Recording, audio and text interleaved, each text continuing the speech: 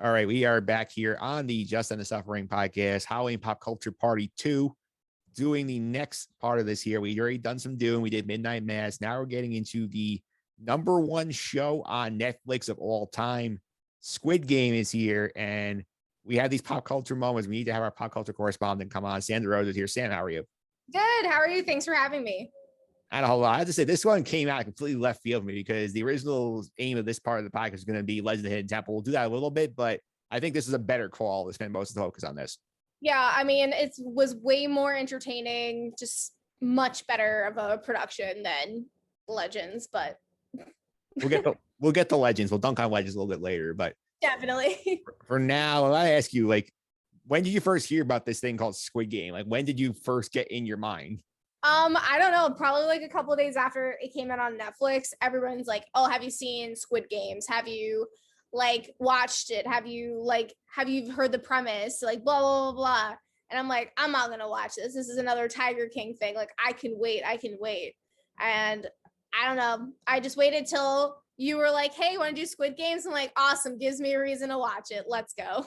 Yeah, because I remember this is probably the most hype thing coming out on Netflix since Tiger King. And Tiger King, I know the second one's coming out soon. It's coming out, I think, next month. They have a second one, which that's going to be an epic disaster. I cannot wait to see how badly that's done. But oh my God. This one actually did live up to the hype. This one's very good. No, this was excellent storytelling. This was one of my favorite, one of my favorite episodes ever of television in it.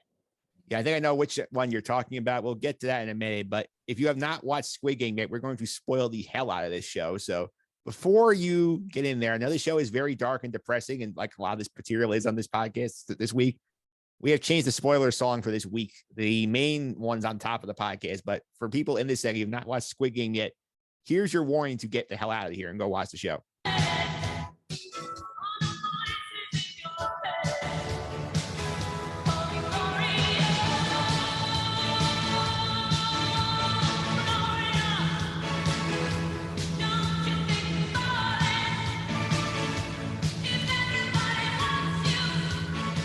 All right, you've been warned. If you have not finished Squid Game yet, get out, go watch the show, come back. Otherwise, you're gonna be spoiled from here on out.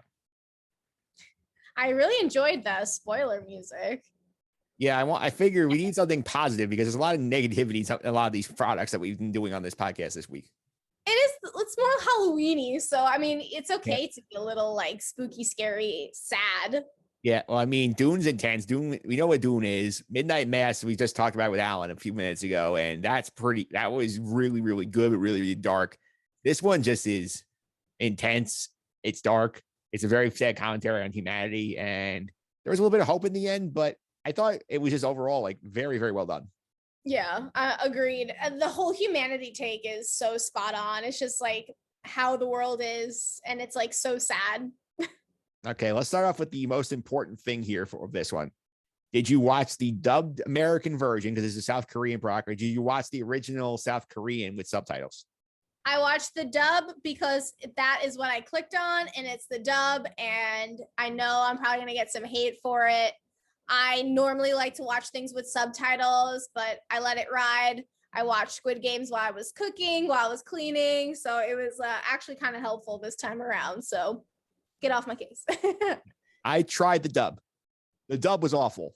I know I wasn't a fan, but when I rewatch it, because I always watch things twice, 3 times maybe, I will watch it with subtitles because that's how I normally watch things. But yeah, considering the circumstances, it had to be done. Yeah, so I tried dub. The dub was awful. I switched to subtitles, and it's an infinitely better experience because the dub actors have such like a completely tone differential approach to this than the actual actors in the show. I know Alan Austin, we just heard from, I talked to him, he said he did the dub because he wanted to watch the acting from the faces, and it's hard if you're trying to read the subtitles. But for me, I'm like, you get so much more out of it watching the subtitles, watching them like actually hear the actor's voice as opposed to some random American singing a voiceover booth doing it. Oh, I agree wholeheartedly. It's just it wasn't in the cards for me this time around. Yeah, absolutely. So before we go any further here, let's get the general premise here of the show. So give me like the elevator pitch on what Squid Game is. Squid Game, it's a bunch of people who are in debt who need money, and they are going to play a game or several games in order to pay off their debt tenfold and win all this money if they are the winner. That's basically, my elevator pitch of the show. Yeah, a couple things I'll add to that pitch here. The games are like childhood games. So we're talking like red light, green light. We're talking marbles. We're talking like faking shapes out in honeycombs. But the catch here is if you lose, you die. And a lot of blood was shed over the course of this show. Yeah, I didn't realize how gory it was. Like, I knew that people would die, just like red light, green light, the whole like fear and like the blood and the shooting. I'm like, yeah.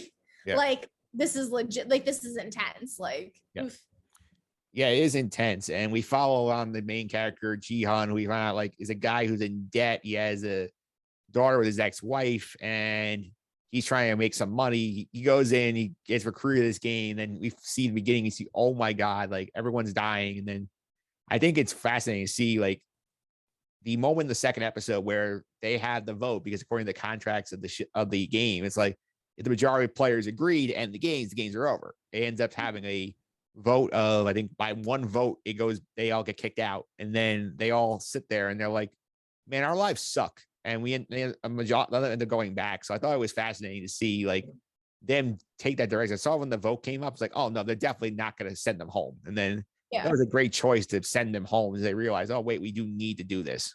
Yeah, it's very interesting. This game is all about like rules and like, you have your respect. There's no, like everything. It's just, how it is. You don't want to disrespect anybody. It's very interesting because it's not American culture. It's definitely, it has to be like, the Asian, like, especially in South Korea, like respect and everything. But like the way that all the rules were, like anonymity and all that stuff was held at such a high regard to protect yourself.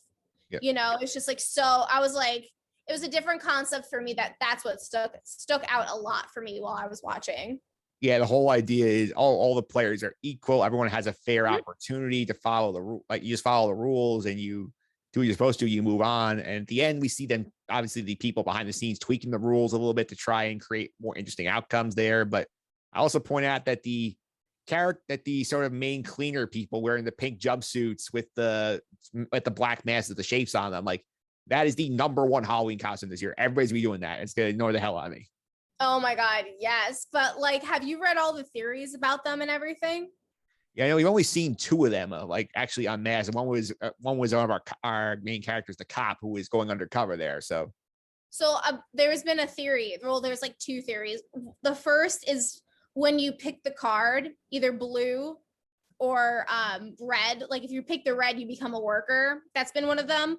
Or another theory is that these guys were the workers. I apologize. The workers were past like winners, possibly. There's been so much circulation about who these people are because they're all anonymous. They all have numbers. It's like, and then they get shot if they find out who they are. So it's just like it's just so interesting. Like everybody's trying to find out like, who are these people? Like, how did they get here and everything? Yeah. I also think it's fascinating watching how these games play out and like the little hints of information they're giving the players as they went in terms of like trying to set things up. I mean, like if you somehow found yourself in like a Squid Game scenario where you were in there, like how nuts are you trying to interpret these rules, trying to figure out like, what am I doing here? What's the point of this game? Like I always like the choice they gave these players are fascinating also. Oh my God. Yeah. I mean, like, I think about, like tug of war and everything. Like when I was little, like tug of war was like my favorite game. Yeah. So like that whole thing where you like pull, and if you don't get it, it's just like, you fall to your death. And I'm just like, that gave me such bad anxiety, but I don't know. I don't even know how I would handle myself. I just hope that, I just heard somebody saying, because there's so many smart people out there, that all the games, the first episode are on the wall. Yeah, I caught that late. I noticed that, like, I'm not the 8th episode. I noticed that. Oh my God, that's so good. I didn't even recognize that at all. I was just, I read that and I was like, oh my God, I went back and saw it. So I just hope that I would find out from a smart person who is a number before me, after me, whatever. And that's how if that would help me, hopefully, putting all my eggs in the basket there. Yeah, let's go through these games one at a time. You get the red light, green light, which I think is pretty self-explanatory. You know how to play that game. Yeah, I think I would do okay in that one. Let's just say. The next one's the honeycomb, where you have to carve the shape out of honeycomb. The instructions they give them before the game are pick a shape.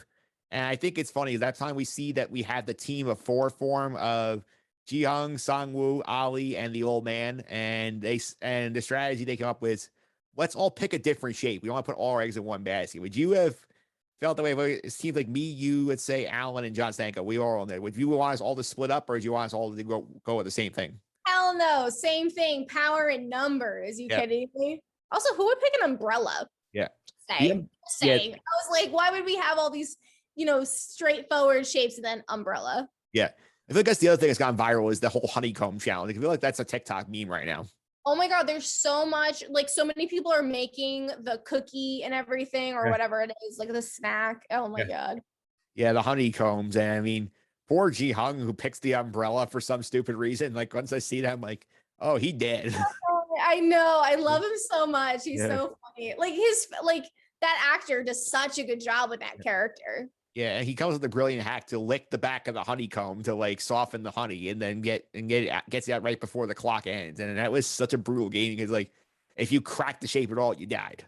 Oh my God. And the ending of that episode too, where the player gets the worker hostage and he pulls off his hood and he's this young kid. And that was such a powerful scene. Yeah. There were some subplots also here that made they just introduced things and just either got rid of them quickly or whatever. Like the ones that annoyed me the most, like the one where they had the doctor was the plant among the players and he's there harvesting organs. Like, oh, it's a big organ harvesting operation. That's what makes sense now. And then nope, he gets killed. Then the 4 workers who are with him all get killed. I'm like, why we waste our time with that plot? Yeah, that's very true. Maybe it's just to fill time. Maybe that's a thing in I don't know. I couldn't tell you, but I agree. I just think it was one of those plots where I wasn't a huge fan of it either. Yeah. Before we get back to the games, also, what do you think of the cop who went undercover, Jung-ho? I feel like for what he did, I don't think he was very effective as an undercover agent. I feel like he was getting close to getting caught at least 5 times.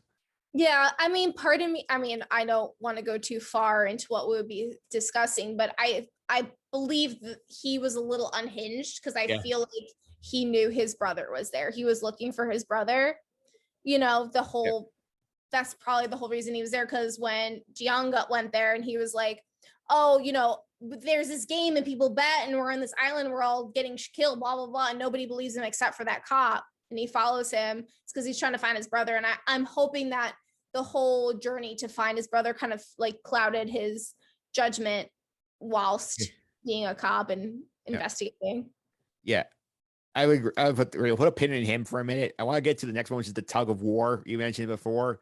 And I think the instruction they get for that game is basically you're playing in teams. So form a team of 10. And when you get you hear team of 10, how are you playing that if you're in there? Are you just grabbing the 10 strongest people? Are you grabbing a mix of people? What are you trying to do? You definitely want to mix. As somebody who's played tug of war before, you definitely want a mix of people because, even tiny humans can have some strength as well. So I'm saying a good mix, because if you have all strong people, you have too big of people, you're going to trip over their feet. If one falls, they kind of all fall. They bring them all down. If you have a tiny person that falls, you're not really getting pulled too far forward. Yeah. I think camp counselor. Yeah. Yeah. We have a very different approach team. We saw basically I call the cartoon villain of this thing, the guy, the gangster with the spider tattoo, like snake tattoo on his face, 101. I forget what his actual name was. He gets a bunch of strong guys and they cruise through this thing. And then we see Ji-Hung's team. They have the old man. They have a couple of women on the team. They have a couple of weaker guys. And then Sang-woo, to his credit, says, hey, we're going to use smarts to outwit these guys. And it worked. And they survived. Yeah, which was crazy too, because the way that they flung themselves was heart stopping. Yeah, that was one of the cliffhangers of the episode when they sound about to make the run. Yeah, I was like, thank God they just released them all at the same time, because I'd be pissed if I had to wait a week for that. Yeah, I can only imagine what that show would have been like if it was a weekly show. Mm-hmm, me too. I don't think it would be as popular, to be honest. No, I think it works better in the binge. Mm-hmm, I agree. Yeah, so that game happens. They survive that one. Then I get to, I think the episode you and I both agree is the best episode of the show by far is the marbles. the marble episode. Yeah. The Marvel episode is so intense because it's an hour. I think it's the longest episode of the show. It's an hour and a minute. And the idea is basically, hey, like you have the instruction they give you going in is you have to play this game in pairs. So naturally, this is a great misdirect, like a psychological play on the part of the Squid Game creators, where you just play it in teams. Like, oh, I'll pick my best friend, and we're gonna work together and get through this. And you're like, nope, you have to. One of you has to win. The other one has to die. So that's like you spend the hour seeing how these pairs or approach the situation. Yeah, and it kind of like brings out the worst in a more like a pressurized situation. Yeah, because we see there's 3 pairs we follow through the episodes. Like 2 of the women, like the one who's the pickpocket of North Korea and another woman who was trying to be friends with her in there. They basically agree, hey, we're gonna do one thing at the end, and that's gonna be it. And they spend the whole whole hour talking about their lives and whatnot. We have Ji Hung and the old man, and the old man feigns like basically forgets what's going on, lets Ji Hung cheat him.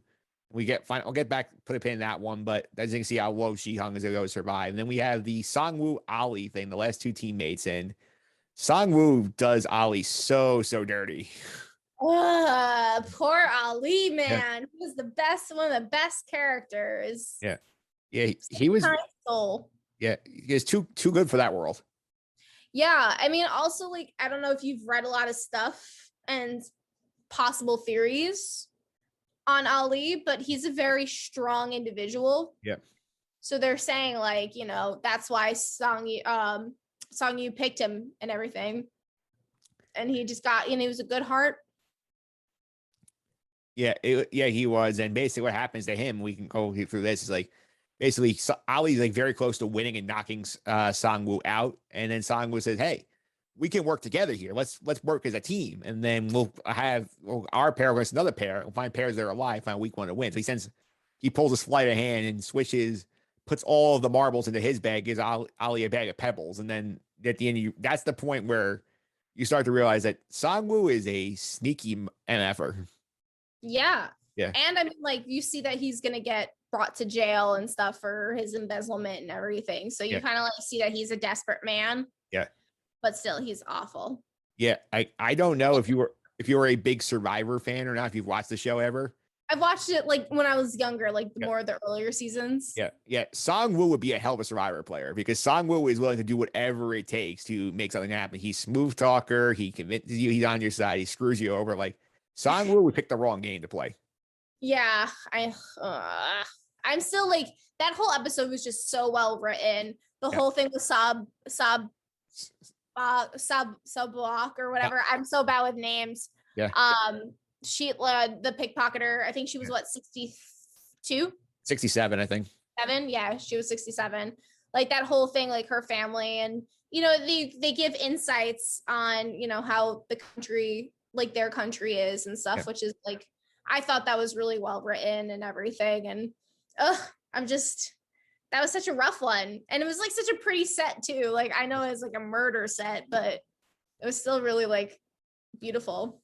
I like the episode because it really lets you like marinate in the characters for a while too. It's like, because opposed to like the tug of war is such an intense experience of like them trying to do the task. Like here it's like Willis approaching how each character tries to solve the problem and like knowing that they have to like screw someone over they're really close to in there. So I think that's also fascinating.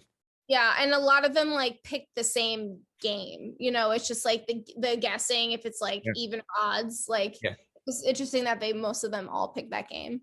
Yeah, I didn't know there was more than one way to play marbles. I was thinking like the traditional way you just put them on the ground, you're shooting the marbles, and whoever bounces out wins.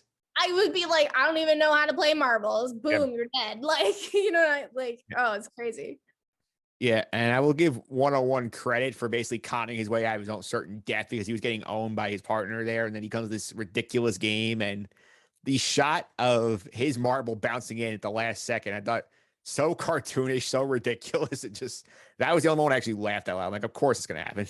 Yeah, I mean, he's just brought along for you to hate him the entire time. Yeah, he's the look at me, I'm the obvious villain of the show. Like he's just such an irredeemably bad character that like you're just like you're rooting for him to die.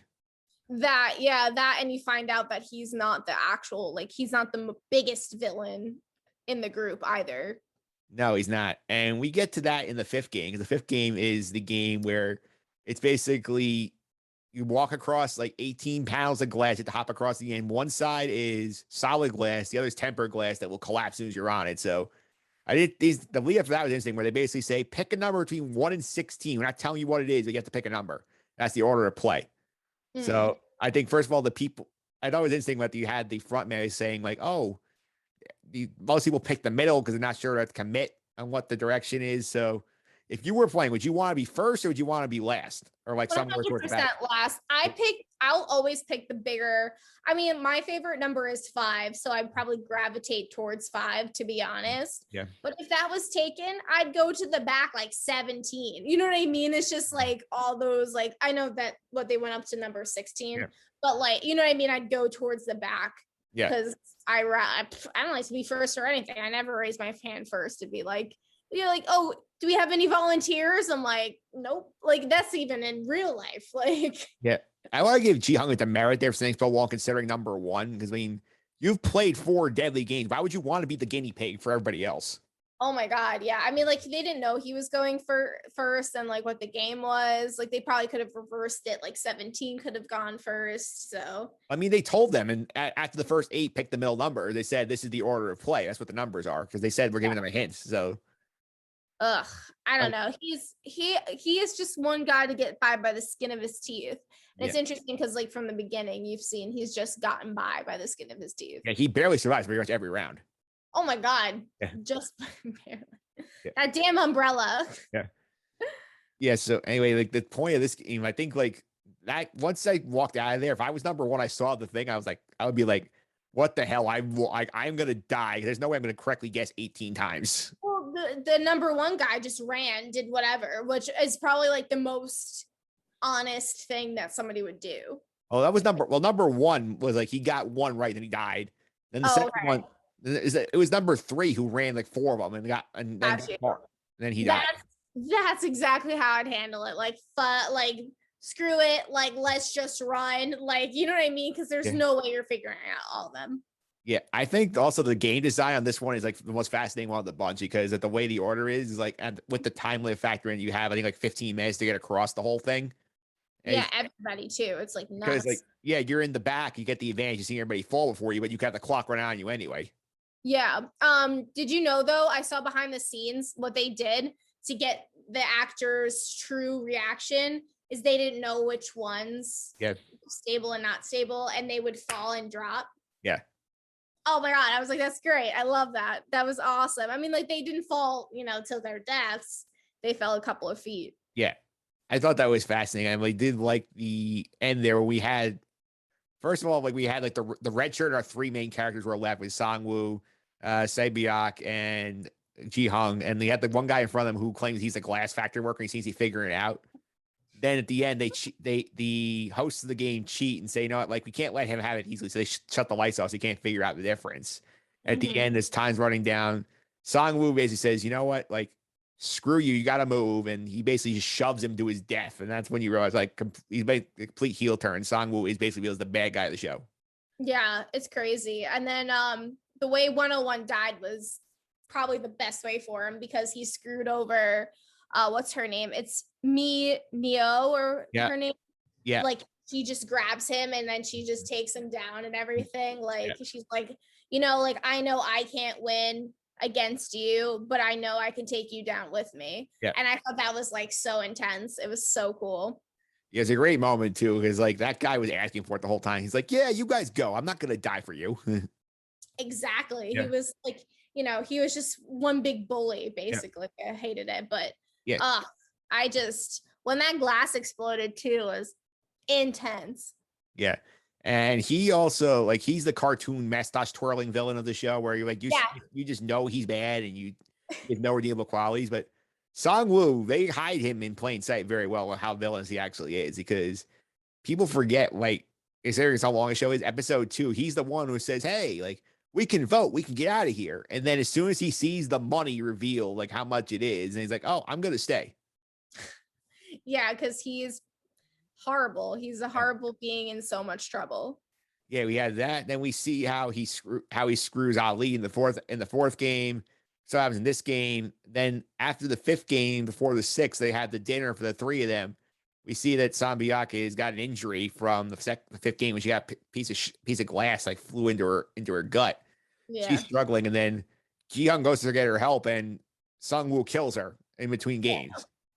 And he says that, oh, don't worry, he won't kill you. Yeah. He's not gonna do that. Yeah. Of course he's gonna do that. Yeah.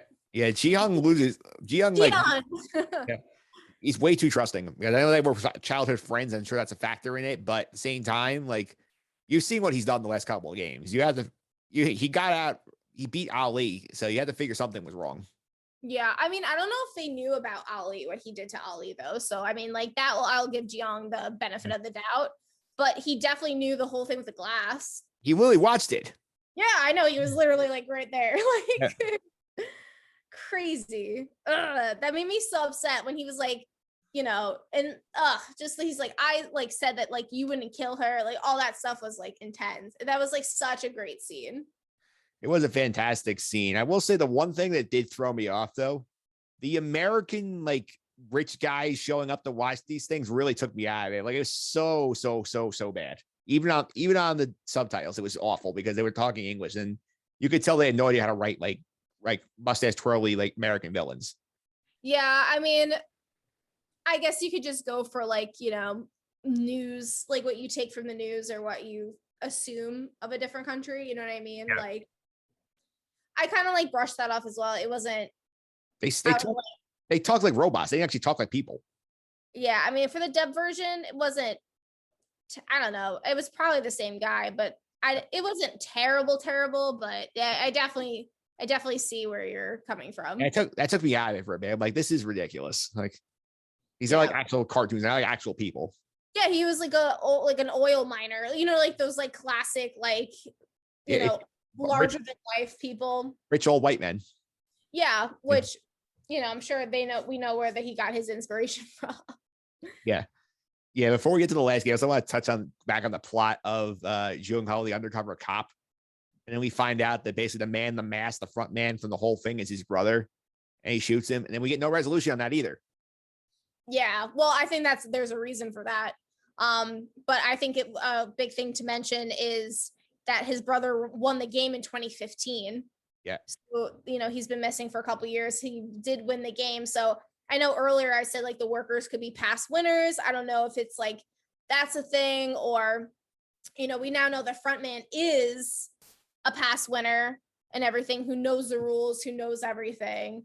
But I'm thinking that when he got shot in the shoulder, he did survive the cop, his brother.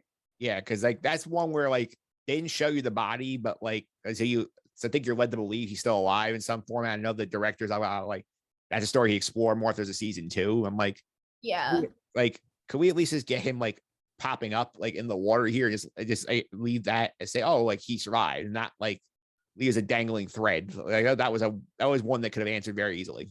No, I agree. I guess they're just, maybe he didn't know if it was gonna survive this, like if it was gonna do so well. I don't know why I said survive, but like what if it was gonna do so well? I don't know. I'm making excuses for somebody I never met. Yeah. Then we get to our final game, which is the original Squid Game. It's 1v1. It's Sang-woo and Ji-young, and they end up not even playing the game, just having a big fight. And at the end, like Sang-woo is down. Ji-young has a choice to just go win and end the game himself and claim the victory. He says, no, I want to get out with him. We're not going to win any money, and we're just going to get out alive. And Sang-woo, I think at this point, feels guilty about all he's done and says, no, you're going to win. Just basically like takes a knife to his own neck and kills himself. And like, that's like a really intense way to end the Squid Game. Yeah. I honestly think it wasn't more for guilt. I think it was more for, I am in so much trouble if I come out here with no money. Yeah. He said, you know what, he said, I'm just taking the bullet myself as opposed to like whatever I'm going to deal with. Exactly. That's what I took away from it. I just knew that he could not survive if he didn't have any of the money. Yeah. And then Ji-young gets out, he wins the equivalent of $38 million in the US, which is like absurd. And then you see that he's like so disgusted what he had to do. He just doesn't touch the money at all. He like lives his normal life, does what he normally does. His mom died while he was in the game, and that sort of breaks him. And then we see like he just goes around trying to do things. He checks in on Sang-woo's brother, helps set him up, gets down to the orphanage. we get this ridiculous ending. This is, I think, very controversial, and a lot of people are in and out of this. Mhm. But the old man not only didn't die from the marbles, he's alive, but he actually is the creator of the game. And he created the game as a way to, in his twisted worldview, like try and make level the playing field for the have-nots. And I'm like, this is like the most like twisted, like Thanos logic I've seen in a real life character I've ever seen. Yeah, I mean, like he said that he created the games for rich people to have like some sort of joy, which I was like, yeah, that's like giant red flag. Yeah. But then he was like, oh well, I'm dying, so I wanted to be a part of it. So at first I was like, oh, my first like thought process was, oh, he was like going to die, like he was just gonna like have a fun way to go out. But then I realized like they were protecting him because like they definitely didn't shoot him in the Marvels game. And then if you look back, like I don't know if you've seen the first episode again, when they're doing red light, green light, everybody's green if they're not moving, like because they get scanned. He does not get scanned at all. Yeah. Like he's a just giant loophole through this whole thing. Yeah. Yeah. And that just annoyed me. And I'm like, oh, the cheating death thing is cheap. We've done that plenty of times. That was frustrating. And then like his explanation was really lame. It's like, it felt like it felt like there was a little bit of inspiration from Thanos and Endgame trying to like make him seem more noble than he actually is. Yeah. I don't know, like the whole, like, and I understand why they did it. It's just like, the last bet. Yeah. But if somebody helps that drunk man, and Yeah. it's always Jiyoung always gets by the skin of his teeth. Yeah. But like that whole bet is just like, I don't know. I just felt like a cheap shot. Yeah. Yeah, it was a cheap way to end it for him. And I mean, Ji-Hung is like the one person like in this show who like believes in the good in humanity, and like every action he takes is sort of in that vein. And we see at the end here, it just makes his ending makes like really no sense because he has a chance to get out, and he's a chance to go to America, see his daughter again, and disappear. And he realizes that the game's still being held. He steals a card from like, I think he sees the original recruit him, do it to somebody else, steals his card, calls, basically says, I'm coming after you guys. And then he leaves the airport for God knows what reason. And then that's the end of the season. Mm-hmm. I thought that was a weird way to end it. I guess they could end it right then and there. Apparently, we are getting a season 2, and a season 3 is what they're hoping. They're saying that season 2 is going to be a prequel of the games. It's going to focus on, I think, the front man, and then season 3 will be Gyeong. But why would you give up seeing your daughter? For me, I think the problem I have is that we don't need to see the choice being made here. Yeah. I think seeing him run out of the airport was a little cartoonish to me. I think if you're being more cinematic, you just have him stop and like stare, like look back, and then and then cut the black there. I think that's the better way to do it, because then you leave it ambiguous whether he went back or he chose to move on. That's true. Like this is patently like I want a second season, so here's a hook. Yeah. I don't know. I just hate that he's gonna go back. Yeah. Just after everything that happened. Yeah. Yeah. Unless he's gonna be one of the leader guys, he's gonna be the new front man. For us, like Ji-Hung wants to just like end the games entirely, so he wants to try and take it down. So I don't know how he's planning on doing that. I know he has a lot of money, but I don't know what else he can do. Well, didn't technically. My thought process was he gave it all away in the suitcase. I believe he gave half of it away. Oh, okay, got you. Like just watching it, it's not like I looked, more into that. Yeah, he gave Song-woo's mother half the money. Yeah, which why the hell I understand why, but like, why would you give his mom all that money? Yeah, well, Song-woo asked him to take care. Well, Song-woo also asked him as a favor to take care of his mother, so he did the honorable thing. But he was such a crappy dude. Yeah, that's true. But I think in terms of this, I'm convinced there is definitely gonna do more. This is too popular. We have, I believe, something like 94 million people have watched this worldwide. Like they're gonna do another one. I don't know if it'll work, but I think they could do another one. Yeah. Oh my God. There's just so many. It's just so many like speculation on what's gonna happen for the future of this. Like, I heard that they think Ali's still alive. There's a possibility. I don't know if you heard that one. Yeah, the rumor is gonna go wild on this. Oh my God. I love all these rumors too. I'm like so invested in all of them. I'm like, yes, like give me Ali, like, give me like all this like backstory. It's crazy. And there's gonna be a movie version of this someday. They're gonna make a movie because this too many people watched it. This thing can make like billions of dollars. So that and all those crazy people on TikTok saying if we get so many likes, I'll create my own Squid Game. Ugh, yeah. That's scary. It's just right there. That's scary in itself.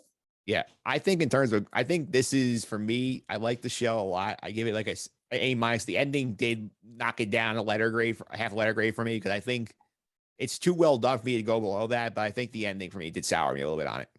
Do you have a favorite theory? I've not been big on the theory. Like Lily inside podcast here, I finished the show 20 minutes before we recorded because I was very busy. So I not to dive down the wormhole yet. The theories. Do you want to know my craziest theory that I've heard? Sure. That the old man is Ji-young's dad.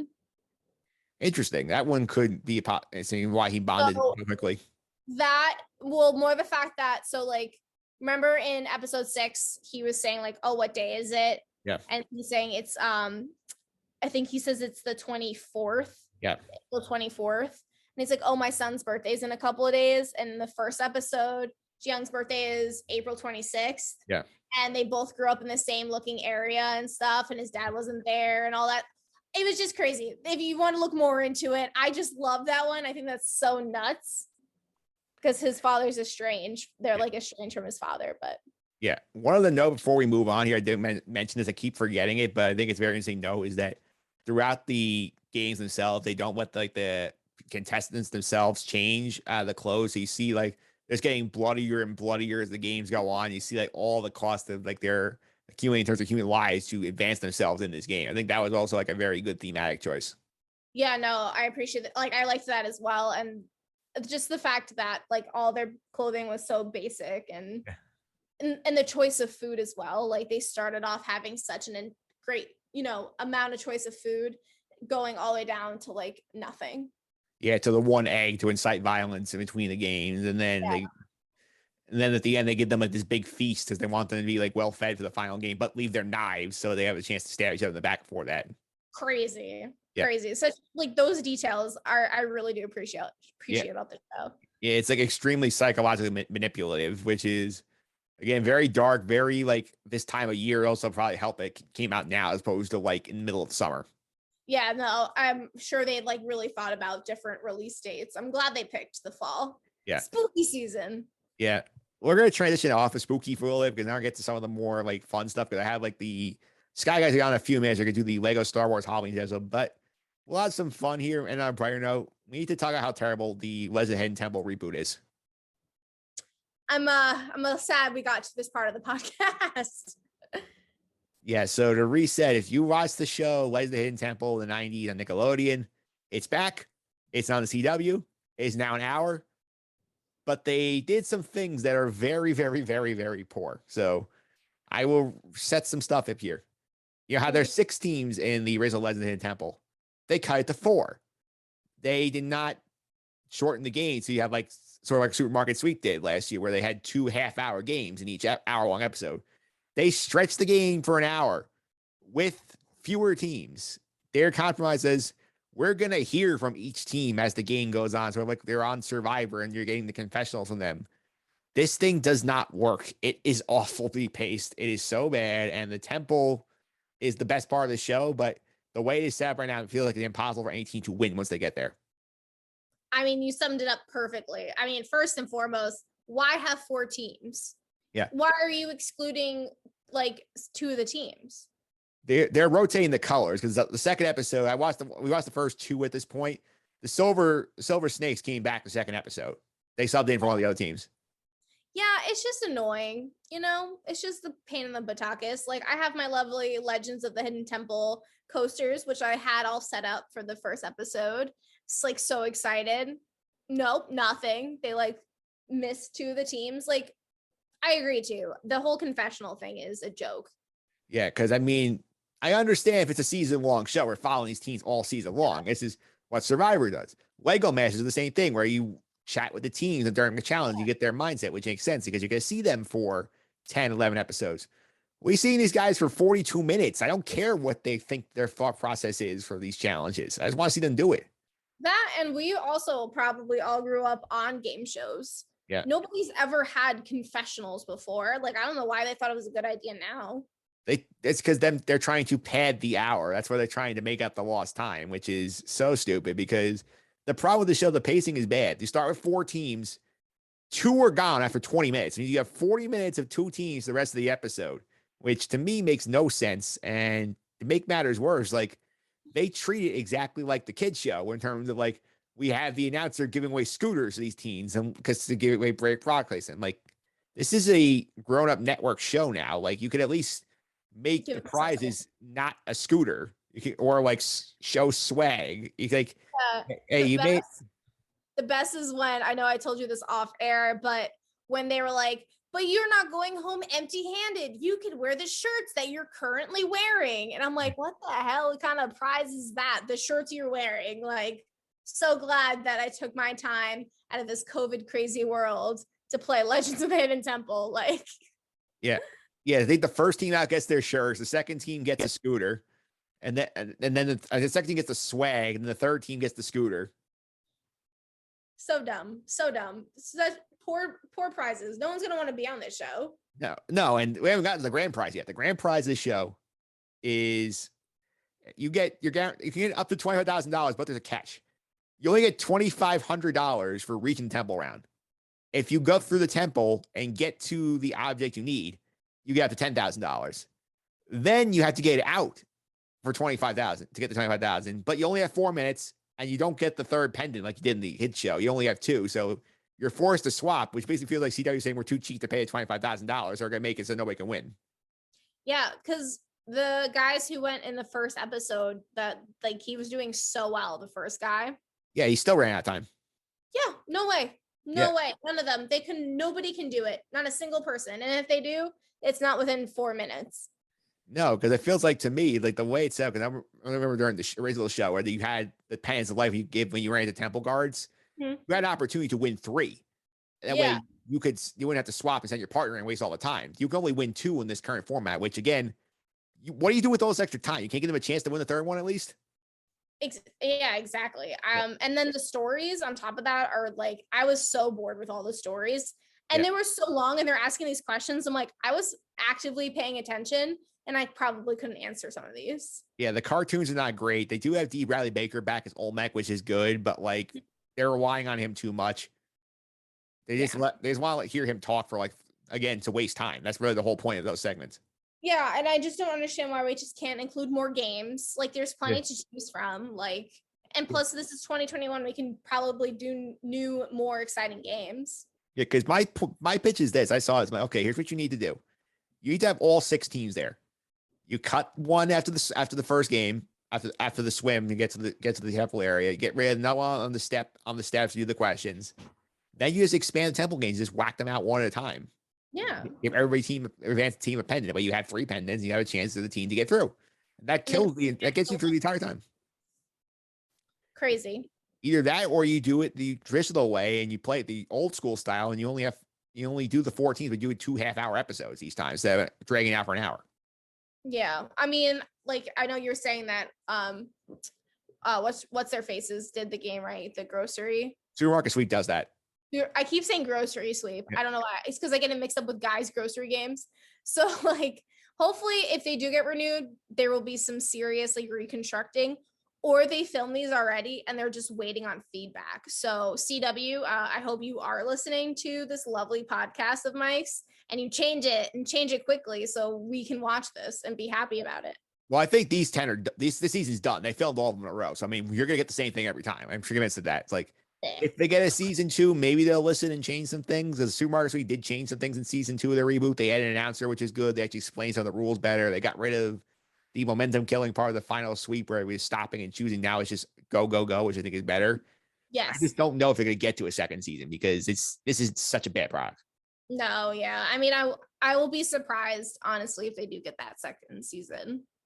I would be shocked to get a second season. Even on CW, the standards are lower in terms of viewership. The Yeah. fact that they are only willing to give away so little money for this show, like this tells you that they are not seriously invested in it.